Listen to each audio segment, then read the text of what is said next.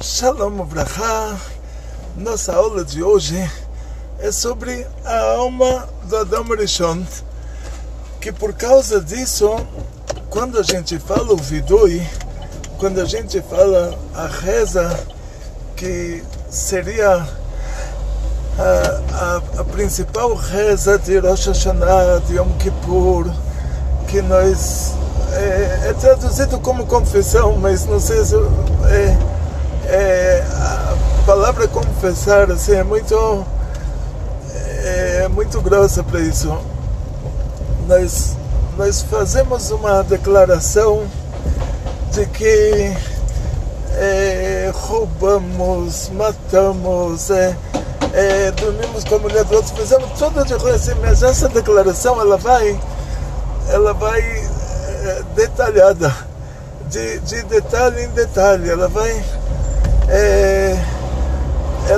entra em detalhes que 99,9% disso a gente nunca fez e nunca vai fazer, e nem tem na nossa natureza a capacidade de fazer. É tipo você falar que uma vaca vai sair correndo por aí atrás de um cachorro e vai pular em cima do cachorro, matar o cachorro e comer o cachorro. A vaca não tem isso na natureza dela. Então muitas coisas que a gente fala, esse vidui, você bate no peito, você fala chama no bagado, no casal, tipo eu assaltei, eu traí, e a gente não fez nada disso, nunca vamos fazer nada disso, e a gente pede desculpas para Hashem por ter feito isso. Então o Rabbi Chaim Vital, ele era o aluno do Arizal. O Arizal era um petit comité. Como no Zohar tem um petit comité, tem os rabinos do Zohar, o Arizal tinha um petit comité dele. E por meio do Rav Chaim Vital, as escrituras do Arizal chegaram a nós. Ele era o número 1. O Arizal falou para ele que, olha, desceu para esse mundo para ensinar ele, porque por meio dele todos nós vamos aprender. Quer dizer, ele repassou a Torá do Arizal para nós. Esse Rav Chaim Vital uma vez perguntou para Arizal, ele falou, olha, você está batendo no peito aí, você está falando Hashem no bagado, no gazal, está fazendo a maior confissão aí que assassinou e assaltou e roubou e você nunca fez nada disso, você nunca vai fazer nada disso, você não tem nem como fazer uma coisa dessas. Quer dizer, a pessoa, você imagina, a pessoa não tem na natureza dele uma coisa a ponto dele de verdade não conseguir fazer nem que ele queira.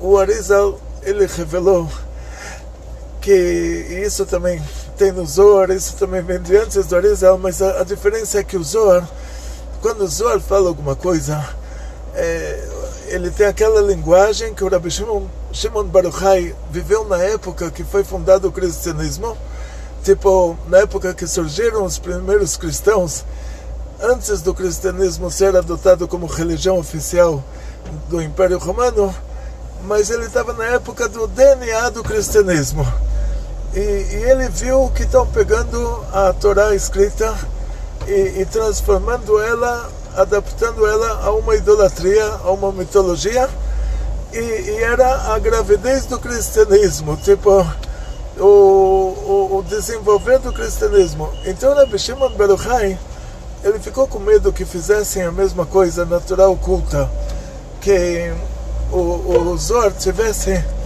esse mesmo final infeliz que o Chumash, que a Torá teve.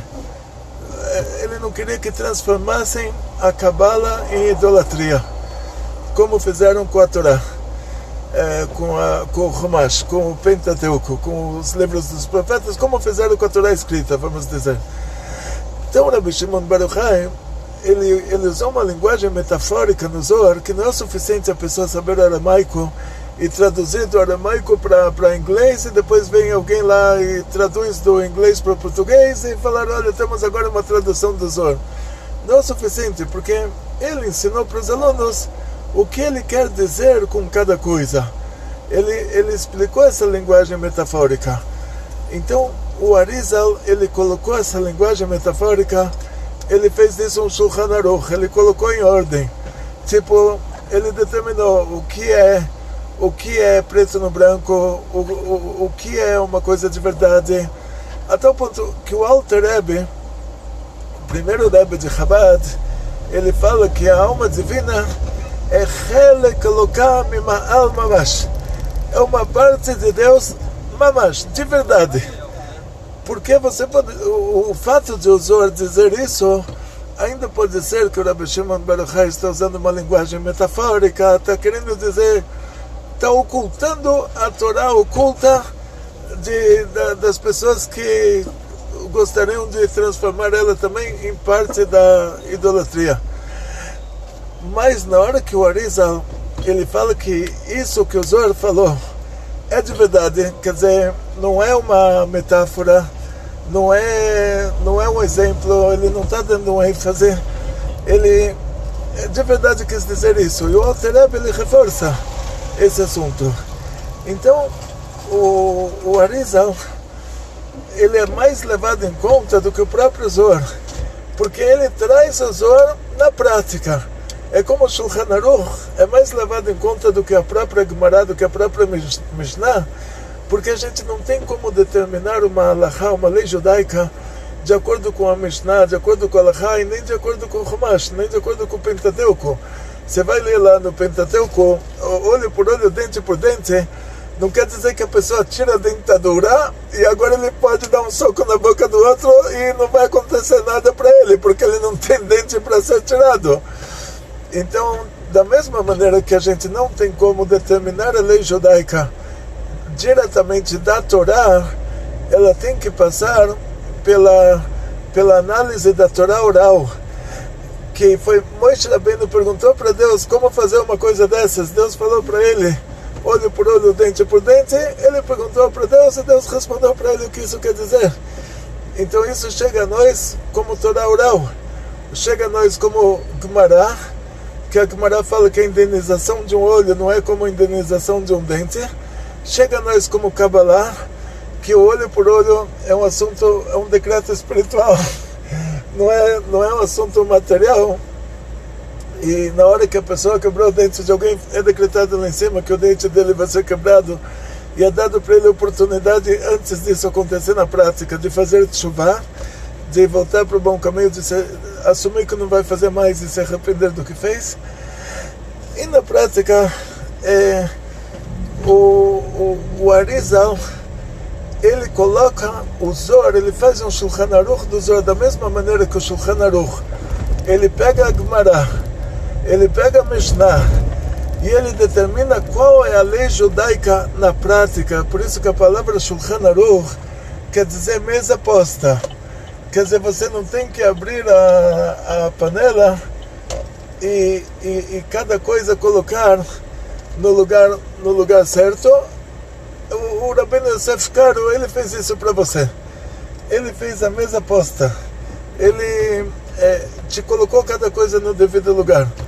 Então ele pegou as leis da Mishnah, da Gemara, do Chumash, e ele fez o livro da lei judaica na prática. O Remó acrescentou, o Moshe Isserlich acrescentou as tradições europeias. Isso é um Shulchan Aruch, é uma mesa posta, com comida árabe e comida europeia, com Shulchan Aruch, com leis que se aplicam só para aquela de judeus árabes, para a comunidade de judeus árabes, que são chamados de Sefaradim. Sefaradim, a tradução para Sefaradim é espanhol. Só que não tem judeus na Espanha já há 500 anos. Todos os judeus Sefaradim são judeus árabes. Então vamos já atualizar a linguagem, né? Então Shulchan Aruch é uma mesa que tem nela comida árabe e comida europeia, ou seja, a lei judaica em relação a países árabes, a lei judaica em relação à comunidade judaica europeia. E o Arizal fez a mesma coisa com a Kabbalah, com a Torá oculta. Ele fez o Shulchan Aruch da Torá oculta. Ele colocou cada coisa no lugar certo.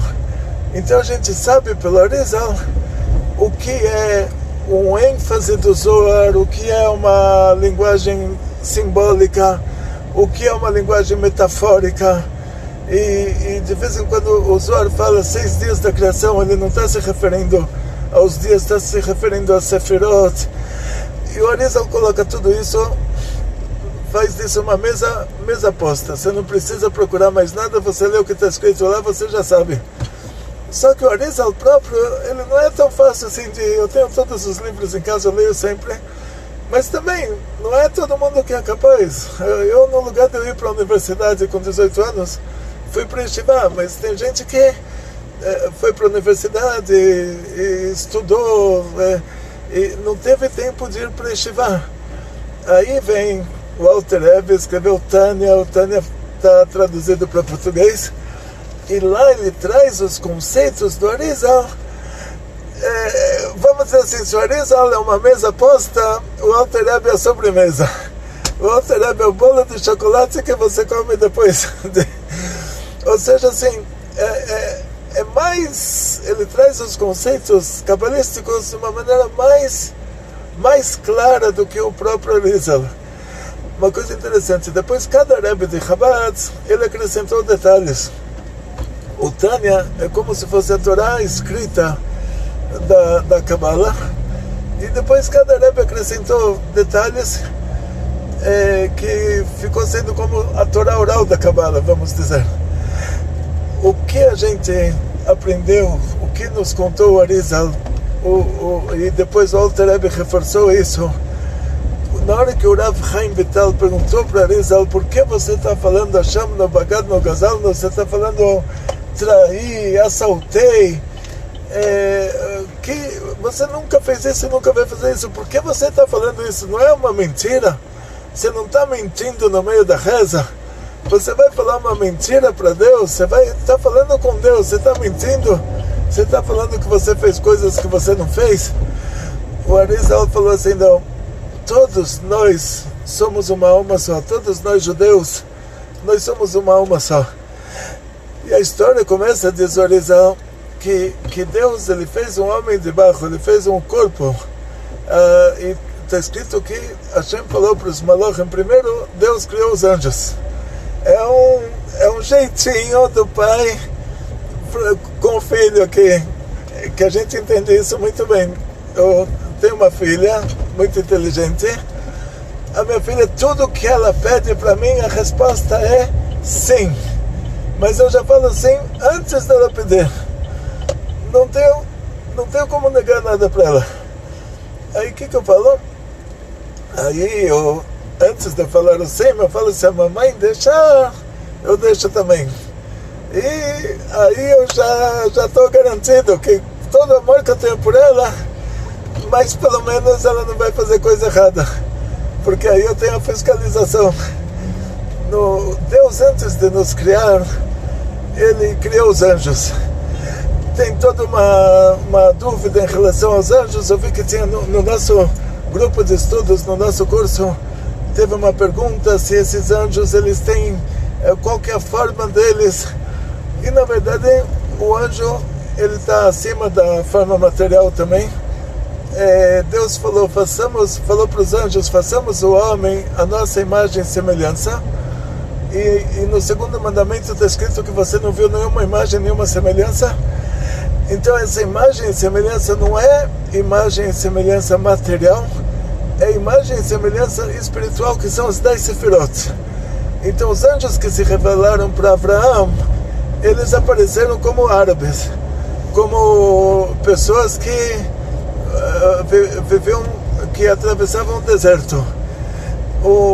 Você vai ver casos de anjos que o anjo aparece como um animal, mas não tem a ver com o nome do anjo. Isso que o anjo é chamado, o anjo desse nível do nosso mundo, de mundo da Siá, ele é chamado os anjos do mundo da Siá são chamados de Ofanim.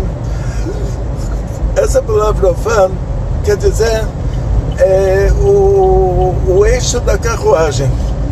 Então, porque são anjos do mundo da ação. O mundo da ação é comparado a uma carruagem. O anjo é comparado ao eixo da carruagem, que ele só tem a ação. Ele não tem o sentimento, não tem o intelecto, somente a ação. Os anjos do mundo da Yetzirah, eles são chamados de Hayot HaKodesh, de animais sagrados, não porque eles têm forma de animal, porque no animal prevalece o sentimento. Então eles são anjos de sentimento, independente da forma deles. E acima disso, no mundo da Briá, são anjos chamados de Serafim, porque é o intelecto que desperta o sentimento. E nesse caso, o anjo ele pode se revelar nesse mundo quando ele entra na dimensão do nosso mundo. Ele pega o corpo que ele quer. É uma característica que eles têm. É tipo a gente, para se fantasiar de alguma coisa, a gente está no mundo da ação. Então a gente tem que fazer uma ação, a gente tem que comprar uma fantasia e se fantasiar. Hoje todo mundo vai de máscara. Antigamente eu comprei, não comprei. Aí eu ganhei, desculpa. Então, antigamente a máscara era uma fantasia, hoje já é uma... Mas, vamos dizer assim, a gente, para mudar de forma, a gente precisa comprar um equipamento, fazer um equipamento. A gente está no mundo de ação, a gente tem que fazer uma forma para colocar. O anjo, ele já tem essa capacidade, ele desce na dimensão do nosso mundo, ele cria para si próprio um corpo material do jeito que ele quer. Então os anjos que se revelaram para Abraão, eles viram que as pessoas, os hóspedes normais de Abraão, eram árabes do deserto. Eles apareceram com essa forma, eles pegaram essa forma, assim diz o Zohar. Na hora que eles entram na dimensão do mundo, eles pegam a forma que eles querem. Vimos anjos, vimos casos de anjo que o anjo apareceu como um animal, mas não necessariamente que lá em cima ele tem essa forma. Ele pegou essa forma na hora que ele desceu para esse mundo, por um motivo que isso tinha a ver com o motivo que ele foi mandado para esse mundo, com a missão dele nesse mundo. Então por isso o anjo que veio, o anjo responsável pelo Brit Milá, que veio para Moshe Rabbeinu, ele apareceu como uma cobra. Mas não necessariamente os anjos lá em cima, eles também estão nessa categoria de não ter uma forma material, mas está muito acima da forma material. Quer dizer, a gente não tem como imaginar de tão bom que é. Então,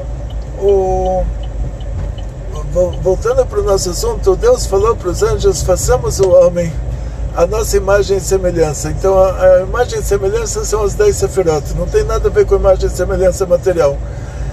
Mas por que Deus criou o mundo, criou os anjos antes, e antes de nos criar envolveu eles? Porque Deus montou um tribunal divino, e esse tribunal divino, composto por esses anjos e posteriormente pelas almas dos tzadikim, pelas almas das pessoas espiritualmente elevadas, esse tribunal de anjos iria fiscalizar as nossas ações. Então na hora que a gente fala para Deus: olha, papai querido, me dá tudo que eu estou te pedindo, aí o papai fala: vê se a mamãe libera. Quer dizer, vai lá para o tribunal dos anjos. Deus falou para eles: façamos o homem. Por que façamos o homem? Porque eles iriam ser responsáveis, eles iriam ser a nossa babá, eles iriam ser responsáveis por nós. Então Deus, por humildade, não quis falar: olha, eu vou criar o ser humano e vocês vão ser os responsáveis, eu vou fazer a criança, você vai ser a babá. Aí Deus falou: façamos o homem, vamos fazer juntos. E aonde eles entram nisso, eles entram na fiscalização. Não é que eles entraram na criação do homem, eles entram na fiscalização. Então quer dizer que Deus já fez o tribunal divino antes de nos fazer. Então na hora que a gente fala para Deus: dá um jeitinho, aí Ele vai falar para a gente: olha, se a mamãe deixar, quer dizer, vai lá para o tribunal do divino, e se eles autorizarem, eu dou um jeitinho. E o tribunal divino tem as regras deles. Ou seja, da mesma maneira que a gente julga o outro, assim a gente vai ser julgado. E todos os detalhes que estudamos sempre sobre como é feito o julgamento lá em cima. Mas existe um julgamento. Ou seja, a gente não pode, a gente não tem como... um dos 13 princípios da fé judaica, que se a gente não acredita nisso, a gente já está em outra religião, é que Deus dá um prêmio para quem faz o bem e dá uma retificação para quem faz o mal. Não está escrito o tamanho do prêmio, não está escrito o tamanho da retificação. Aí já vai depender. Quando a gente deseja tudo de bom para o nosso próximo, aí o nosso prêmio lá em cima aumenta. Como a gente deseja para o nosso próximo, assim nós somos abençoados. Quando a gente deseja um castigo para o próximo, aí o nosso castigo aumenta. Se a gente deseja que o próximo ele faça tshuva, ele não ganhe castigo nenhum, a gente consegue anular o nosso próprio castigo também. De qualquer maneira, esse tribunal divino, ele vai determinar castigo para todos os judeus que fizeram tudo de errado. Então, antes de Deus criar o homem, criou esses anjos que montam esse tribunal divino. Falou para os anjos: façamos o homem. Vocês vão ter a ver com essa criação. Vocês vão ter uma função nessa criação. Qual vai ser a função? Vocês vão fiscalizar se está tudo em ordem. Deus fez um homem de barro, quer dizer, o lado material do homem. Depois Deus colocou uma alma, e a linguagem que é usada é que Deus soprou uma alma. Por que é usada a linguagem de soprou? Porque a pessoa diz: o Zohar manda nafach mitochei nafach. Quem sopra, sopra o que ele tem dentro de si próprio. Então o Zohar diz que essa linguagem soprou está indicando para a gente que a nossa alma é uma parte de Deus. E o que foi colocado no primeiro homem é uma alma, uma única alma. Ou seja, depois aquele único corpo que foi feito com lado homem e lado mulher foi separado. E a palavra lado em hebraico, tzlot mishkan, é como está escrito os lados do Mishkan, do templo móvel. Essa palavra lado, os padres traduziram como costela. Mas aí a tradução da Bíblia pela Igreja Católica, a gente não é obrigado a fazer.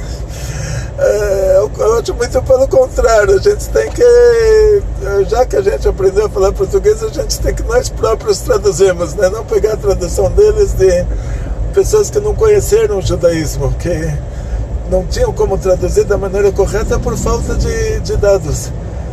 E também não tinham interesse por motivo que eles tinham outra religião. Então, o lado, aqui no caso, as mulheres sempre vão falar que elas são o lado da frente, então não tem problema qualquer lado. Mas o homem foi criado com dois lados, um lado homem e um lado mulher. Pode ser que esse lado mulher era o lado da frente, não tem problema nenhum, a gente abre mão.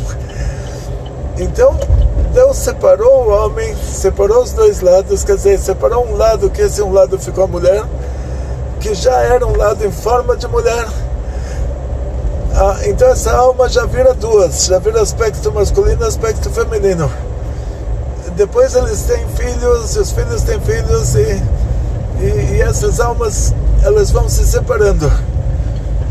Diz o Zohar, e o Arizal atesta isso, e chega até o Orachaim também contou essa história, que ele provavelmente pegou do Arizal, que veio antes dele, e que na hora que o Adão e a Havá eles fizeram a primeira transgressão,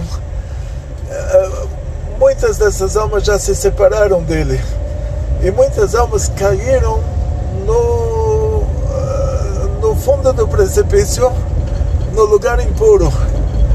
E por isso essas pessoas, eles nascem no fundo do precipício, eles nascem no lugar da idolatria, e eles depois vêm para o judaísmo.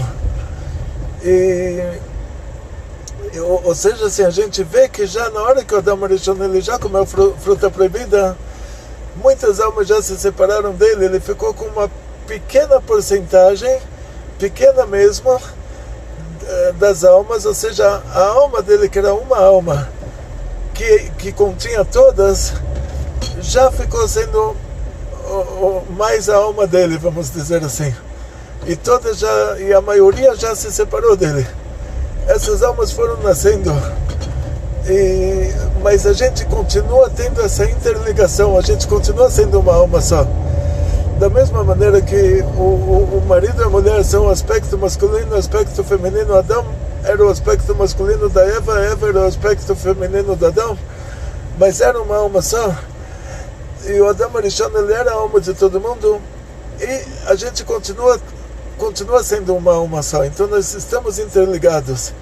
Então quando o judeu faz uma coisa boa, o outro tem benefício, e ao contrário, quando o outro faz uma coisa ruim, a gente tem prejuízo. Por isso o Arizal, na hora que ele falava chama no Bagadno, quer dizer que ele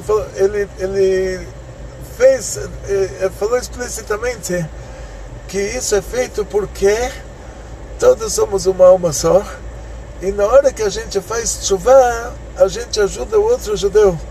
A nossa tshuva, ela já aproxima o outro judeu da tshuva. Por isso, mesmo que você não assassinou ninguém, você não assaltou ninguém, na hora que você faz essa declaração que eu assaltei, eu roubei, aí você está fazendo tshuva, a sua tshuva serve para o outro também, porque nós somos uma alma só. Você atrai o outro, você tira o outro da impureza para a pureza. Por isso que na hora que você julga o outro de maneira incorreta, e aí a gente tem categorias de almas em relação a isso. Categorias de almas são almas divinas, é uma categoria, quer dizer, todas as almas judias. A gente tem outra categoria que é a alma animal, que essa alma desce para o mundo, essa alma divina, ela se reveste numa alma animal, e tem almas animais de 3 klipot meot. A pessoa que fala que ele vem do macaco, eu acho que essa é a intenção. Da mesma maneira que quando Deus criou o macaco, ele não soprou no macaco uma alma viva, mas ele colocou lá a alma animal do macaco, como ele colocou a alma animal de outros animais, que colocar já uma coisa de fora para fora já não é uma coisa de dentro. Então tem uma categoria dessas também. Tem gente que tem somente essa alma animal de 3 klipot meot, 3 categorias impuras. A gente não sabe quem é quem. Geralmente o genérico da coisa é que todo judeu tem uma alma divina. O genérico da coisa é que quem não é judeu não tem essa alma divina. Não estou falando sobre um país que teve mistura como o Brasil. O Brasil teve muita mistura. É coisa de mais de 60 milhões, assim, esses que avaliam a quantidade de judeus que tinha no Brasil, que mudaram para o Brasil na época do descobrimento, tipo, que fugiram da Inquisição para cá. E depois, quantos habitantes tinha no Brasil naquela época, quantos tem hoje, e que eles se multiplicam da mesma maneira, avaliam em 60 milhões. Mas a gente não sabe de onde vêm esses índios brasileiros, se eles são das 10 tribos perdidas. Quer dizer, os 60 milhões é só descendentes de judeus portugueses. Então a gente nunca sabe quem é quem. A gente não tem que pensar em ninguém, porque não tem como determinar, falar, olha, você é uma alma divina, você é uma alma animal. Mas a gente vai pelo genérico. Tipo, quando a pessoa me pergunta se ele tem que cumprir 613 mandamentos, ou 7 mandamentos, eu pergunto para ele, você é judeu ou você não é? Ele fala, não. Eu falo, tá bom, então cumpre 7 mandamentos, que você não é obrigado a cumprir os 613. Mas aí aquela alma divina grita dentro dele até um dia que ele se converte ao judaísmo, essa alma divina se revela. Eu falo para ele, agora você é obrigado a cumprir 613, né? Agora você já não é a alma animal, agora você é a própria alma divina. Ou seja, isso é um assunto que a gente não tem que se aprofundar muito, porque é um assunto que está oculto para nós. A gente só vê os sintomas dessa alma divina. A pessoa pode ir para a praia de sábado, comer um porquinho lá na beira da praia, no lugar disso ele está em casa e está comendo kasher. Aí você fala, aí tem uma alma divina muito forte, que ele se priva de muitas coisas por motivos judaicos que ele não é obrigado a cumprir. Mas essa alma divina, como dissemos, todas as almas divinas, elas são uma alma só. Elas têm essa interligação. Por isso, quando a gente faz tshuva, a gente faz por todos. Antes de começar a reza, você fala, olha, eu estou assumindo o mandamento positivo de amar o próximo como a si mesmo. E esse próximo são todos os judeus, todas as almas divinas, 10 tribos perdidas que nós não sabemos quem eles são, judeus e judias que a gente conhece, e entre esses que a gente conhece também pode ter uma percentagem que não são. Por isso, quando o Mashiach chegar, o Elion Navi vai revelar. Está escrito o próprio Mashiach, ele vai revelar. Mas isso está escrito sobre o Elion Navi, que ele vai dizer quem é quem. Então, de vez em quando tem, da mesma maneira que tem pessoas que não são judeus, mas que eles são, tem pessoas que são, mas que não são, tudo isso não tem a ver com a gente não é a nossa função pensar quem é quem. Por outro lado, na hora que a gente faz tshuva, a gente tem que ter uma intenção genérica. Quando a gente reza, quando a gente pede para Deus nos desculpar, a gente tem que ter a intenção genérica que estamos pedindo por todo o nosso povo, em todas as suas ramificações. O que acontece com a mentalidade europeia, que é o cristianismo que chegou até o Brasil, que a pessoa faz uma coisa errada, então ele entra num assunto de penitência, tipo ele sente que ele fez uma coisa errada, então ele se castiga, ele entristece, ele se castiga por ter feito a coisa errada, até ele achar que, olha, já é o suficiente, agora ele tem que se recompensar por ter sofrido, por ter se penitenciado, aí ele vai fazer a coisa mais errada ainda para ficar alegre agora. É um tipo de raciocínio assim, de uma cultura que não é a nossa. Então, se arrepender do que a gente fez errado, tshuva, não é penitência, não é sentar no formigueiro. A palavra tshuva em hebraico quer dizer retorno, voltar. Ou seja, tshuva é você voltar para o bom caminho. Então, na Rússia antiga diziam a diferença entre um cavalo novo e um cavalo velho. O cavalo novo, quando ele perde o caminho, quando ele se perde para valer. Ele se perde muitos quilômetros. Mas quando ele volta rápido esses muitos quilômetros. Cavalo velho, quando ele se perde um pouquinho, mas para voltar demora, que ele vai devagar. Então tem gente que caiu bem fundo, mas na hora que volta rápido. E tem gente que caiu pouco, mas demora para voltar. Mas tshuva, arrependimento,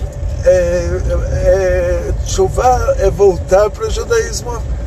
Arrependimento é você se conscientizar de que aquilo não valeu a pena, que no quadro inteiro, se você conhecesse todos os lados da coisa, você saberia que não valeu a pena. Então já a gente acredita já que não vale a pena, porque Deus já olhou tudo isso pra gente.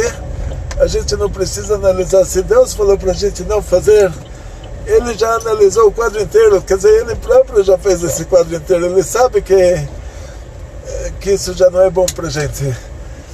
Então isso é arrependimento. Ou seja, arrependimento não é martírio, não é se martirizar. Arrependimento é se conscientizar de que não valeu a pena fazer aquilo. Tshuva não é martírio. Tshuva é voltar para o caminho correto. E na hora que a pessoa ele faz isso com tristeza, não só que ele está fazendo tshuva errado, ou seja, tshuva não é tristeza, é você estar alegre que você está voltando para o caminho certo. Imagina a pessoa se perdeu no meio da floresta amazônica. e de repente ele encontra o caminho para voltar. Aí ele se enche de alegria, ele se enche de energia e ele volta correndo para o caminho certo. Agora imagina se ele vai se martirizar. Aí ao contrário, aí ele vai estar deprimido, ele vai estar triste. Como ele vai voltar para o caminho certo assim? Não vai conseguir voltar. Então a pessoa tem que se motivar, tem que estar animado com a chuva dele. Quer dizer, chuva não é martírio.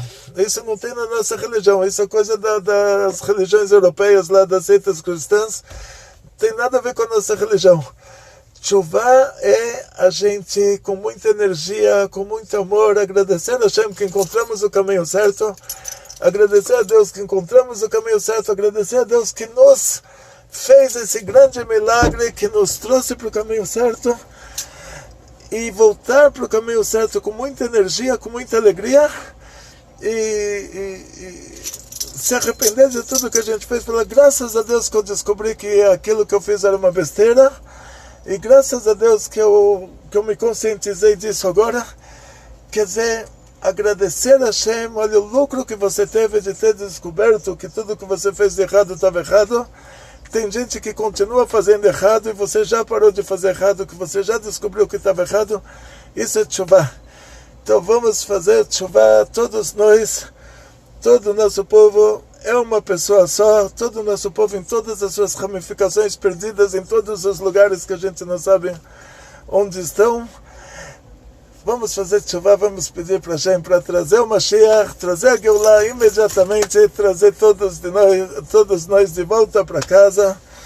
O Ayatollah do Irã vai descobrir que o judaísmo é a religião verdadeira, vai querer se converter ao judaísmo.